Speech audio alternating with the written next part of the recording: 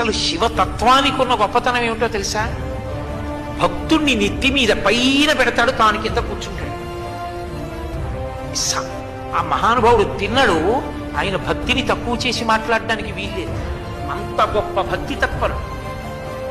ఆయన యొక్క భక్తికి పొంగిపోయాడంతే శివుడు. ముచ్చి దొంగదండాలు పెట్టి స్తోత్రాలు చేసి బిల్వదళాలు తీసుకొచ్చి వేసేస్తే పొంగిపోతాడనుకోకూడదు. ఆయన అసుతోషుడు, దానికి పొంగిపోతాడు, కాదంటలేదు నేను. కానీ మనసున్న చోట ఆయన పరవశించిపోతాడు, నెత్తి మీద పెట్టుకుంటాడు. ఆయన ఎంగిలి నీళ్లు నోట్లో పట్టుకొచ్చి లింగం మీద ఉమిశాడు, అభిషేకంగా తీసుకున్నాడు.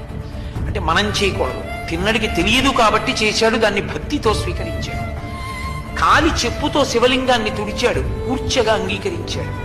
ఎంగిలి మాంసం మొక్క పెట్టాడు, నవ్యోపహారాయతి, మంచి ఆహారం పెట్టామని తినేశాడు. ఇంత పరవశించిపోయి